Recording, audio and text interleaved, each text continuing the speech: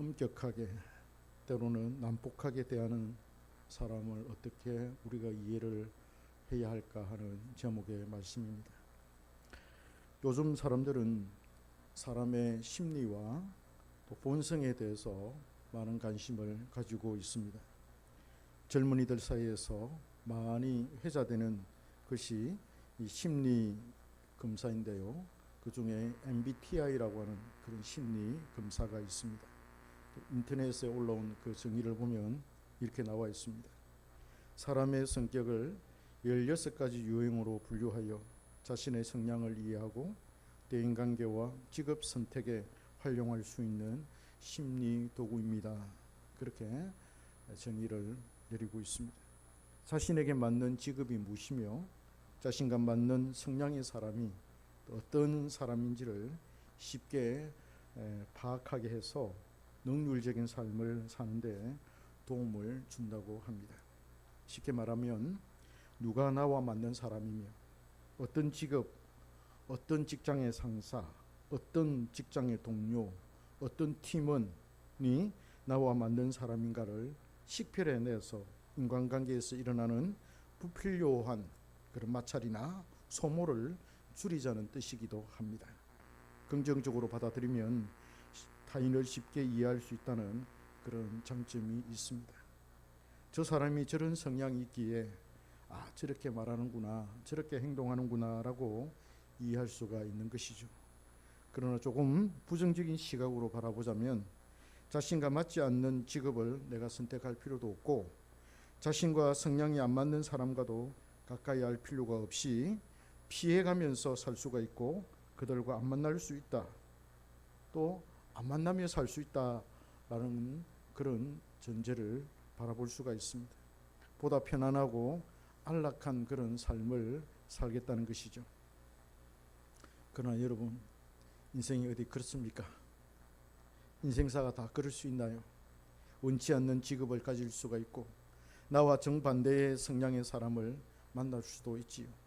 처음에는 나와 잘 맞는 것 같아서 자신의 모든 것을 다 보여주고 철저같이 믿은 관계라 하더라도 어떤 이유로 하루아침에 그 관계가 깨어지는 경우도 있습니다. 자신의 취향과 맞는 사람이라 그토록 내가 친하게 지냈는데 어떤 사건이나 말 한마디 때문에 원수가 되는 경우가 허다하지요. 부부끼리 서로 잘 맞는 것보다 잘 안 맞고 성격 심리도 잘 안 맞는 사람이 서로 맞춰가면서 사는 것도 매우 바람직한 일이라 생각이 듭니다.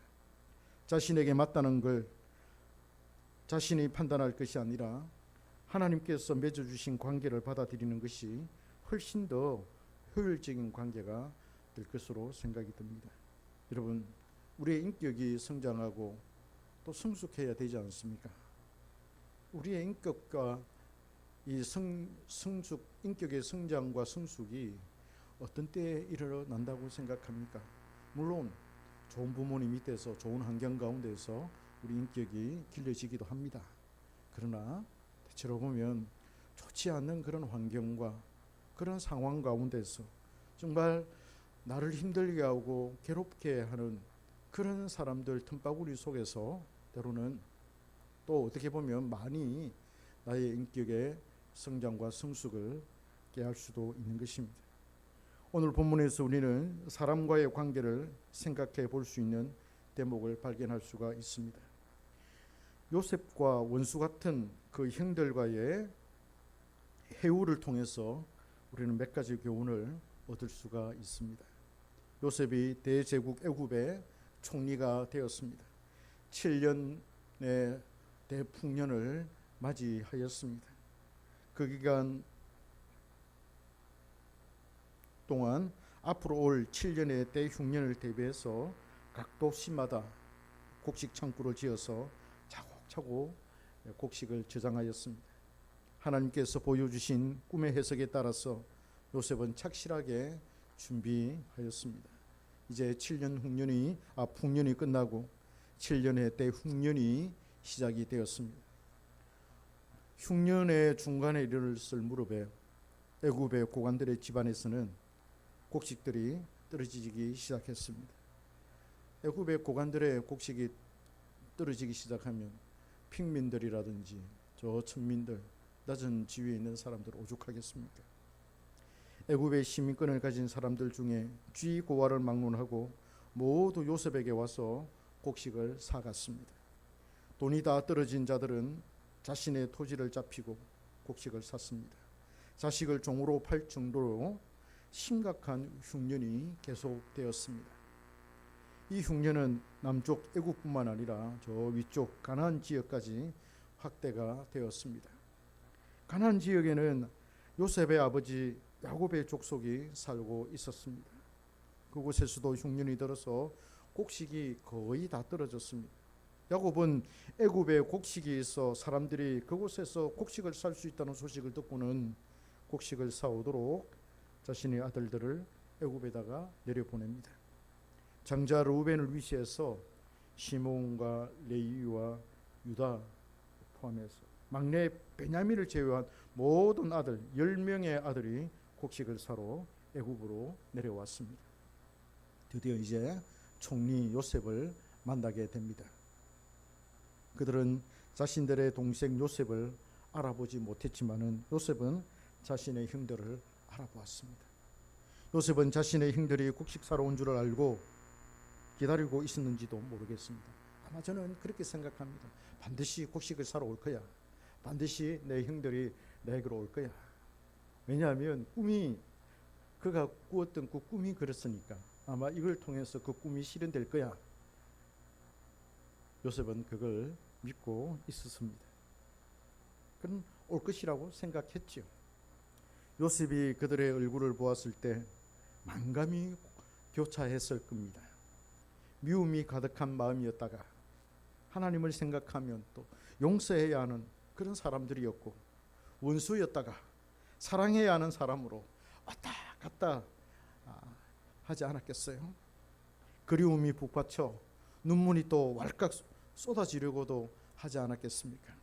너무나도 반갑고 기쁨의 눈물을 그는 또 속으로 흘렸을 것입니다. 꼬깃꼬깃 감추어놓은 그 마음의 가장 깊은 밑바닥에서 혈육의 정이 스물스물 피어올랐을 것입니다. 당장이라도 자신의 정체를 드러내어서 당신들의 동생 요셉이라며 서로 부둥켜 안고 볼을 비비며 울고 싶었을 겁니다. 그러나 요셉은 억제했습니다. 그러지 않았습니다. 자신의 감정을 억제했고 다스렸습니다. 오히려 반대로 행했습니다. 자신의 형들을 아주 엄하고 난폭하게 대했습니다. 오늘 42장 7절 본문 말씀에 보면 엄한 소리로 그들에게 말하여 이르되 라고 기록을 합니다. 9절에서는 그 형들을 정탐꾼이라고 몰아세웁니다. 이게 그냥 하는 게 아니에요. 아주 이 엄한 말로 아주 난폭하게 대하는 것입니다. 스파이라는 거예요. 우리 이 애굽 땅을 정탐하러 온, 그래서 곡식을 이렇게 정복해가지고 곡식을 가져가려고 하는 그런 스파이가 아니냐, 이런 식으로 몰아붙입니다. 요셉은 계속해서 그들을 시험합니다. 나중에는 시몬을 인질로 잡고는 그들의 막내 동생 베냐민을 데려오라고 요구를 합니다. 만약에 너희들의 막내 동생 베냐민을 데려오지 않으면 너희들은 내 얼굴을 보지도 못할 뿐만 아니라 너희 형제 이 시몬은 죽게 될 거야. 이런 식으로 윽박을 치릅니다. 요셉은 그들을 극진히 대접하고는 그들이 집으로 돌아갈 때 그들의 곡식 자루에다가 곡식을 가득 채울 뿐만 아니라 그들이 가져온 돈도 모두 그들의 자루에다가 가득 채워서 보냈습니다. 그러나 요셉은 그들을 더욱 엄하게 다루었습니다. 아주 난폭하게 대했습니다. 그들이 가나안 땅에 가서 아버지 야곱을 설득시켜서 이제 막내 동생 베냐민을 데리고 애굽으로 다시 왔습니다. 그 아버지 야곱이 베냐민을 안 보내주려고 하지 않았습니까? 옥신각신 가운데서 유다가 나서가지고 우리가 가지 않으면 안 됩니다. 반드시 무슨 일이 있어도 내가 이 베냐민만큼은 살려서 내가 돌아올 테니까 우리를 믿어달라. 그렇게 해서 설득시켜가지고 결국 야곱이 허락해서 베냐민을 데리고 왔습니다. 요셉은 계속해서 그들을 아주 엄하고 난폭하게 다룹니다. 그들에게 곡식을 가득 채워서 돌려 보내는가 싶더니 무슨 계략을 또 꾸미게 됩니다. 막내 동생 베냐민의 자루에다가 자신의 은잔을 몰래 넣도록 했습니다. 그들은 그 사실을 모른 채 이제 룰랄라 하면서 고향을 향해서 떠나갔습니다. 한참을 갔습니다. 시간이 좀 흘렸습니다. 요셉은 자신의 종들을 향해서 그들을 추격하라고, 가나안으로 올라가는 저 형제들, 저 사람들을 추격하라고 명령을 합니다. 달려가서 그들을 붙잡고는 호통을 칩니다. 왜 우리 주인의 은잔을 훔쳤느냐? 너희들이 지금 우리 주인이 가지고 치고 있는 그 귀한 그 은잔을 너희들이 훔쳐갔어. 왜 훔쳐갔느냐 하면서 다짜고짜 따집니다. 다그칩니다. 그 은잔은 매우 귀한 것으로서 주인이 아주 귀하게 여기는 보물이라고 하였습니다. 그들은 펄쩍 뜁니다. 지금 상황이 어떤 상황인데 우리가 당신의 주인의 그 은잔을 도둑질을 하겠습니까? 얼토당토하는 말을 하지 마십시오. 우리는 절대 그런 사람이 아닙니다. 그렇게 말합니다. 돈도 그대로 돌려받는 판국에 어떻게 그것을 우리가 훔칠 수 있겠느냐며 자신들의 결백을 호소합니다. 그리고는 만약 그 은잔이 발견되는 자루가 있다면 그 자루의 주인은 여러분들의 종이 될 것이라고, 이 은잔의 종이 될 것이라고, 주인의 종이 될 것이라고 맹세합니다. 그들은 결백하다고 확실하게 믿었기 때문이지요. 만약에 그런 일이 일어난다면 내 손에 장을 지지십시오 라는 것과 같은 호언장담이었습니다. 요셉의 종들은 장자인 르우벤의 자루부터 급료를 합니다. 계속해서 급료를 해도 은잔이 나오지 않자 그들은 안도의 한숨을 내쉽니다. 훔치더라도 형들이 훔치지 아무것도 모르는 저 착한 막내가 훔쳤을 것이라고는 꿈에도 생각하지 못했을 것입니다. 금절간이 이제 마지막 베냐민의 자루를 탁 틀었을 때 거기서 은잔이 나왔습니다. 어찌된 일입니까?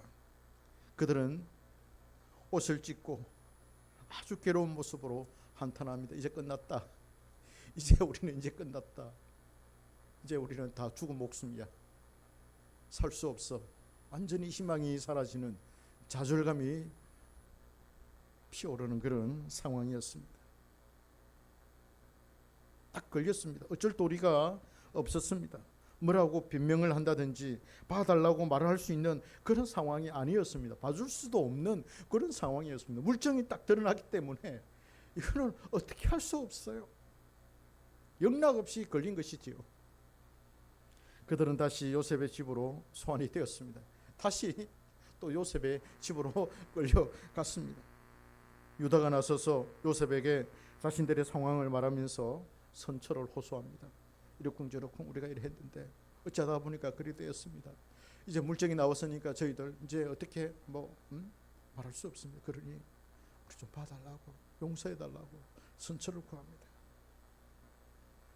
그런 말을 하니까 그 말을 듣고 있는 그 요셉의 마음이 그동안 억눌렀던, 억제했던 그 감정이 막 솟구쳐 올라가지고 견딜 수 없어서 자기 방 안으로 들어가서 펑펑 울고 눈을 또 닦고 다시 나오는 그 광경을 우리가 성경을 통해서 보지 않았습니까? 결국 요셉은 내가 당신들의 동생입니다. 당신들이 팔아먹은 동생입니다. 자신의 정체를 밝히게 됩니다. 우리는 이 사건을 그 자체로 볼 때는 시험하는 요셉이 매우 엄하고 까다롭고 난폭하게 그들을 다루는 것처럼 보입니다. 그렇게 우리에게 보입니다. 사실 그들은 도둑질도 하지 않았고 요셉에게 해를 끼칠 만한 아무런 행동을 하지 않았습니다. 요셉의 계략이었습니다.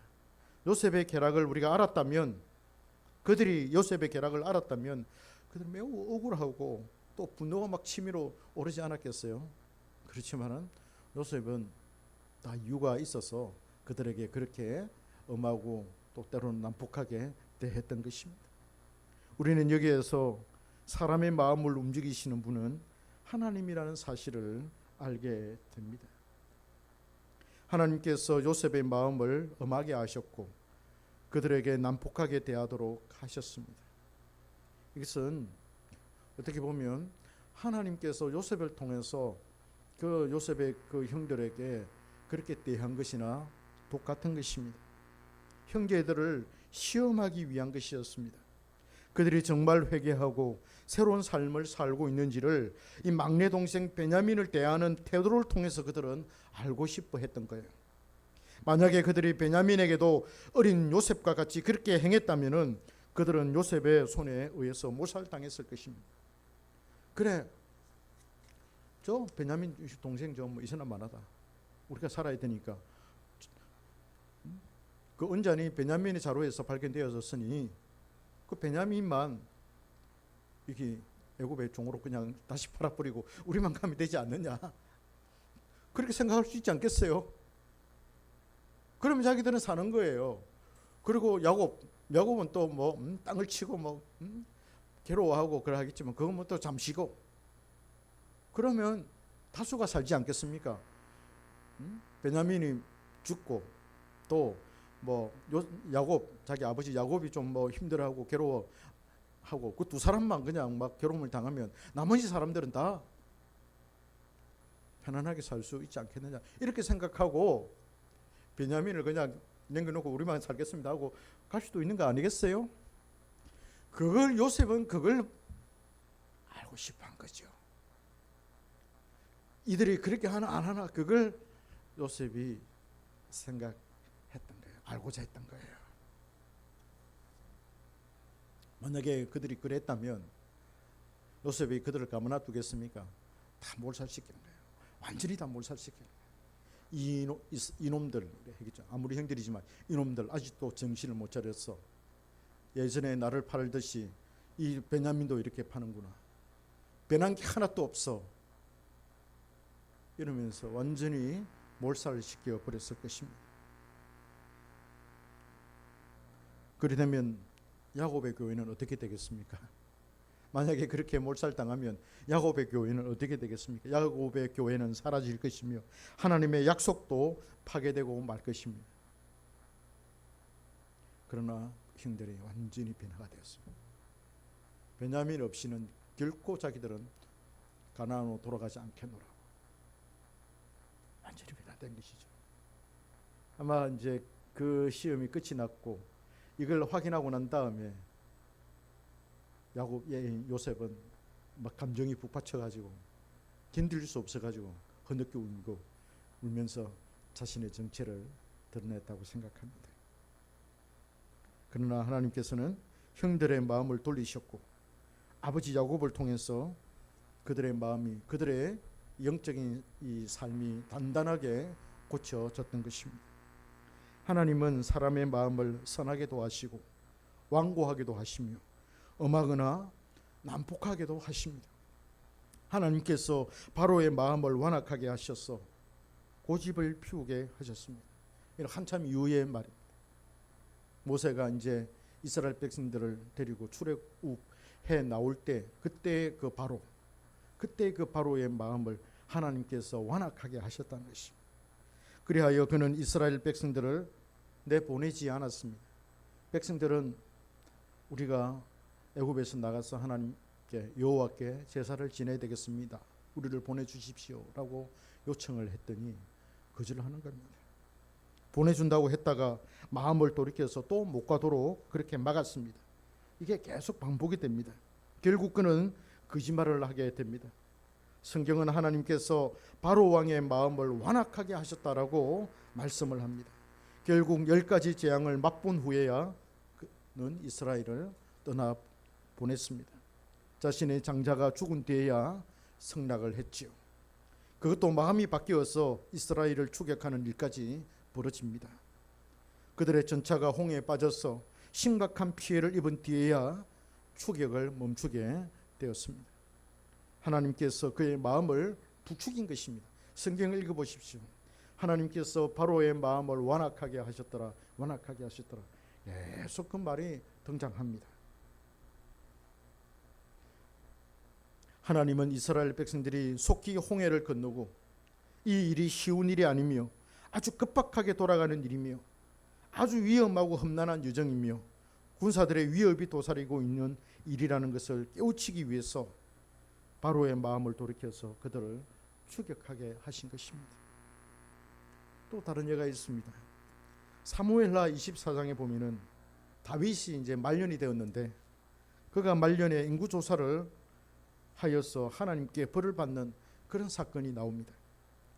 다윗은 말년에 자신이 세운 그 왕국의 규모를 알고 싶었습니다. 각 지파들마다 사람들이 얼마나 있으며 또 전쟁에 나가서 싸울 만한 그런 용사들은 또 얼마나 되는지 그 나라의 규모와 또 그 나라의 힘을 그가 느끼고 싶었고 알고 싶었습니다. 자신이 이루어놓은 그런 업적을 알고서 새겨서 백성들에게 선포하고 싶었던 것이지요. 우리가 이렇게 강한 왕국, 강한 제국은 아닙니다만은 그런 큰 나라로 우리가 성장시켰다라는 것을 드러내고 싶었던 것이지요. 자신의 노력과 능력과 업적을 치하하고 싶었던 것입니다. 그 일을 하기 싫어하는 요압 그리고 군대 사령관들을 억지로 설득을 시켜서 장장 9개월에 걸쳐서 인구 조사를 하게 합니다. 지파별로 숫자가 보고가 되었습니다. 이 일이 하나님의 마음을 불쾌하게 했고 여호와께 죄를 짓게 하였습니다.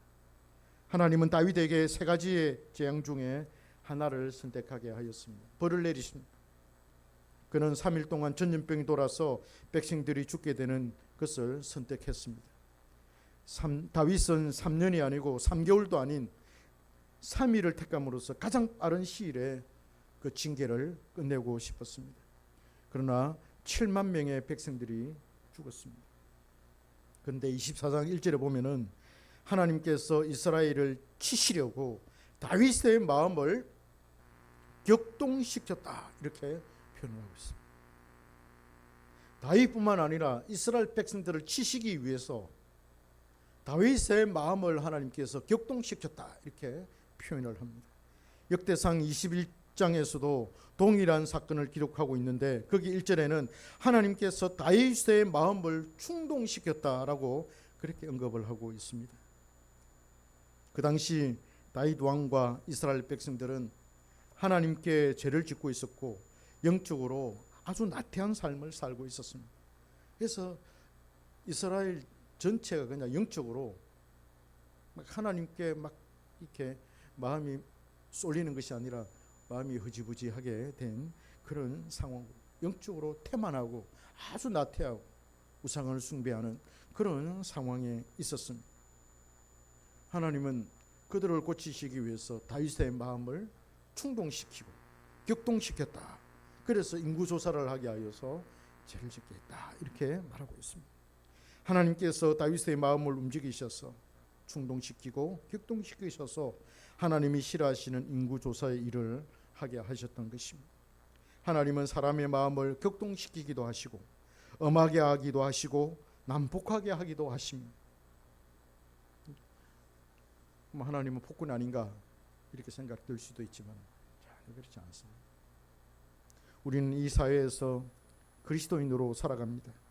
이 사회에는 다양한 종교를 가진 사람들이 공존합니다. 무교를 가진 사람들이 많죠. 물신론자들이 참 많습니다. 훨씬 많죠. 그럼에도 불구하고 이 사회를 움직이는 공공의 질서가 있고 공적인 가치관이 있으며 대대로 내려오는 문화적 가치관이나 사회의 전통적인 가치관이 있습니다. 그리스도인은 그 가치관을 따라 사는데 만약에 성경과 그 가치관이 맞지 않다면 그것을 따르지 않습니다. 그게 우리 그리스도인의 특징이지 않습니까? 그렇게 되면 자연히 그 가치를 따르는 사람들에게 미움을 받게 됩니다. 생각이 다른 사람, 가치관이 다른 사람, 습관이나 성격이 다른 사람, 취향이나 성질과 본성이 다른 사람과 함께 살아야 합니다. 자신의 성격과 비슷한 사람과 함께 일하면 즐겁기도 하고 재밌게 일하고 능률적으로 일을 할 수가 있습니다. 그러나 늘 자신의 마음과 맞는 사람만 만나게 되는 게 아닙니다. 우리 사회는 그렇습니다.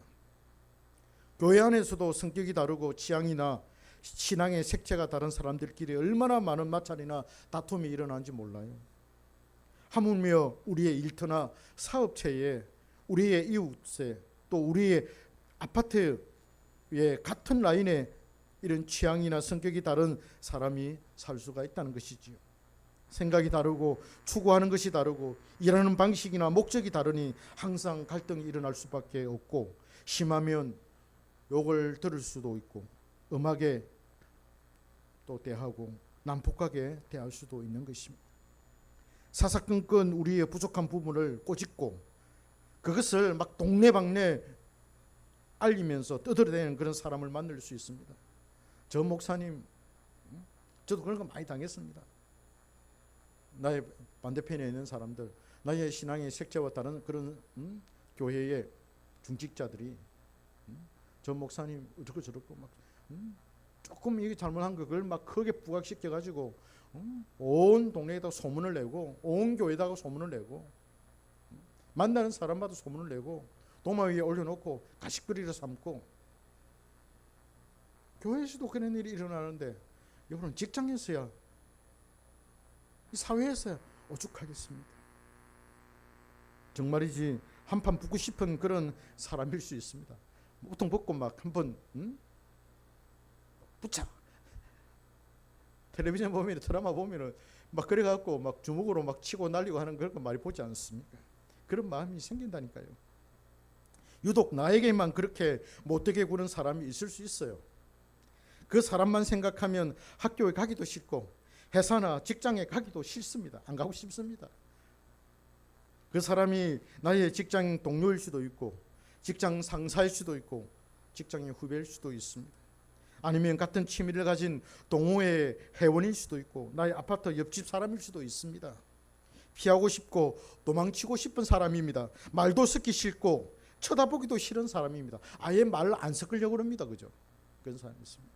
우리 주변에 이런 사람이 지천에 널려 있습니다. 그렇다면 그리스도인으로서 우리는 나에게 이렇게 엄하게 굴고 난폭하게 대하는 이런 사람들을 어떻게 이해해야 할까요? 우선은 하나님께서 그런 사람의 마음을 움직이고 계신다는 거예요. 그걸 알아야 합니다. 하나님께서 저 사람의 마음을 움직이고 계시는구나. 하나님께서 당신의 백성인 나를 훈련시키고 단련시키기 위해서 그 사람을 사용한다는 거예요. 우리는 이걸 믿어야 됩니다. 할렐루야. 할렐루야 나옵니까? 우리는 그걸 믿어야 합니다. 하나님께서 나에 대해서 목적이 있어서 그 사람을 사용한다는 것이지요. 평소에 조용하던 사람인데 어떤 이유로 나에게 못되게 굴고 난폭하게 대하는 사람이 있을 수 있습니다. 전에는 저렇게 참 나하고 잘 지냈는데 또 아주 조용한 사람인데 어느 순간에 그냥 돌변해가지고 나에게 달려드는 그 사람이 있을 수 있습니다. 저도 많이 경험했습니다. 평소에 다른 교회에 있었을 텐데 집사님이 정말 다소곳하고 말도 잘 안 하고 여집사님이에요. 아주 공손하고 아주 조용하고 그래서 속으로 참 괜찮다, 저분 참 괜찮은 성품이 참 좋구나 이런 생각하고 있었는데 어느 순간에 신방을 갔는데 달려드는 거예요. 깜짝 놀랐습니다. 마치 이 귀신이 들린 것처럼 막 눈이 돌아가고 가는 거죠. 그렇게 막 달려드는 거예요. 여기가 깜짝 놀랐어요. 완전히 충격을 받고 돌아왔습니다. 10년 전이에요. 네. 그런 사람이 있을 수 있습니다.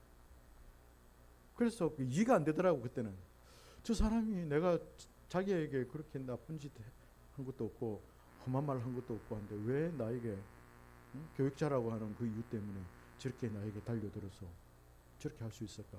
충격받고 얼마나 고민을 많이 했는지 모릅니다.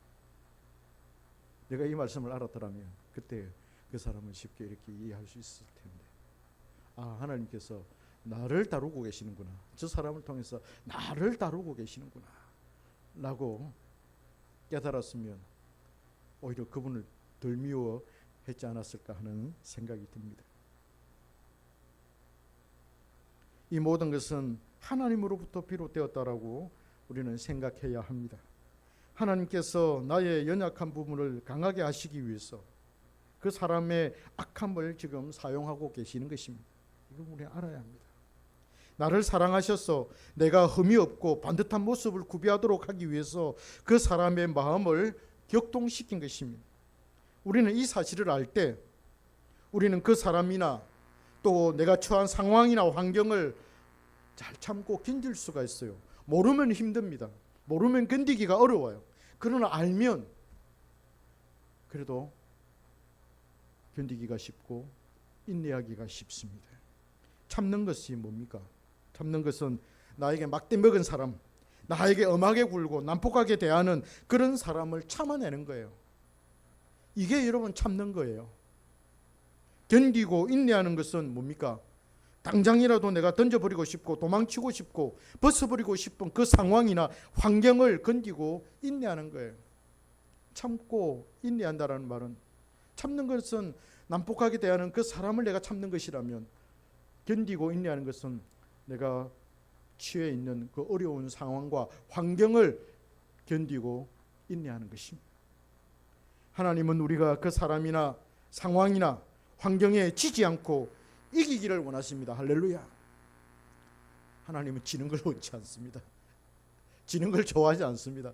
하나님은 이겨내기를 원하십니다.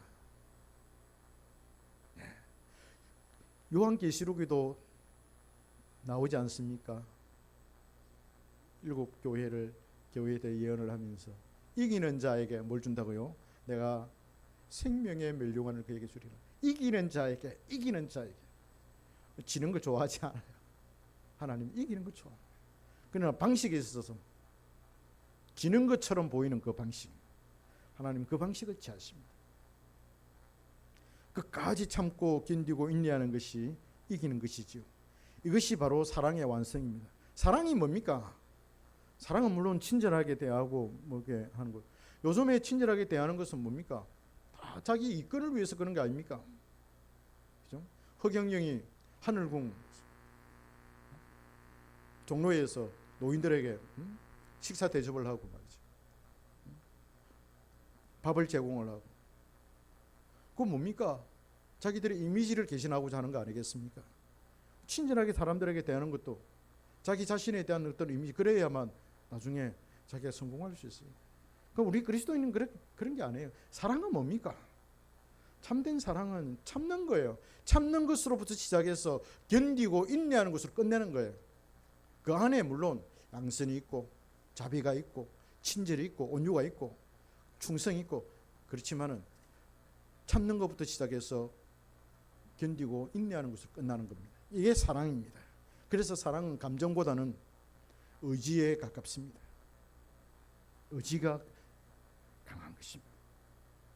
하나님은 이것을 위해서 우리에게 그런 힘든 사람을 붙여주시는 것입니다. 우리 하여금 참고 견디고 인내해서 사랑의 사람이 되도록, 사랑의 열매를 맺도록 하기 위해서 그렇게 하시는 것입니다. 우리의 이웃에 대해서 충분한 이해를 우리가 가지고 있으면 우리는 보다 더 참고 인내할 수가 있고, 그것이 사랑으로 변할 수 있습니다. 결국 뭡니까? 내 자신이 변화되는 것이죠. 기도하겠습니다.